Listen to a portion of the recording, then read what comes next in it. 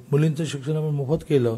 काल मी जवळजवळ 2 तास FRAत बसून मीटिंग केली आणि ही जी अदर फी नावाचा कॉलम आहे तोही या फीच्या पोटात आणता येईल का, म्हणजे मग सरकारला अदर फी पण रिएम्बर्स करता येईल. मग तिला तर ट्युशन फी 8,000, अदर फी 57,000. अरे मग आम्ही म्हटलं की तिला ऍडमिशन का देत नाही, त्याच्याकडून 8,000 फी घेतली नाही, अदर फी आमची 57,000 आहे.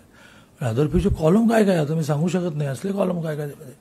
तर त्याला आम्ही असा प्रयत्न केला काल की FRAच्या पोटात घालता येईल का, ज्यातून कॉलेजचं नुकसान करायचं नाही, पण मग ती ट्युशन फी नावाचा एकच शीर्षक इव्हन एक्झाम फी पण त्या पोटात टाकायची आणि ती सरकार रिएम्बर्स करेल. म्हणजे मुलींना पैसेच भरायचे नाही, मग ते जिमखान्याचे फी भरायचे नाही, मॅगझिनचे फी भरायचे नाही आणि लॅबोरेटरीची फी भरायचे नाही, कशाचेच भरायचे नाही. तर तिला मोफत शिक्षण देतो त्याला काही मजा आहे.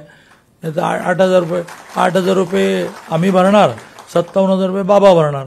म्हणजे मग ज्या आत्महत्येमधून हा निर्णय झाला, आपल्याला माहिती आहे की परभणीला एका मुलीने आत्महत्या करताना चिठ्ठी लिहिली की बाबा माझी निम्मी फी, जेव्हा निम्मी फी भरत होतो, सरकार भरते धन्यवाद, पण निम्मी फी भरायला माझ्या भावाकडे पैसे नाहीत, गेले 4 दिवस मला कॉलेजमधून बाहेर काढतायत, अपमान सहन होत नाही म्हणून आत्महत्या करायची चिठ्ठी मिळाली.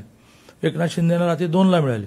2ला झोपेतून उठवलं, पण दादा सकाळी 7 वाजेच्या आत फाईल तयार करा. त्यातून हा निर्णय झाला. मग आता हा निर्णय झाला, 900 कोटी रुपये दिले, पुन्हा एकदा अदर फी भरायला भावाकडे पैसे म्हणून काय कोणीतरी काय करून घेतलं तर म्हणजे झंझटच नको. आम्ही ती अदर फी टाकली, ट्युशन फीच्या पोटामध्येच टाकून टाकली आणि ती सगळी रिएम्बर्स आम्ही करणार, कॉलेजचं काही नुकसान करणार नाही. अशा सगळ्या गोष्टी आगामी काळामध्ये करायच्या आहेत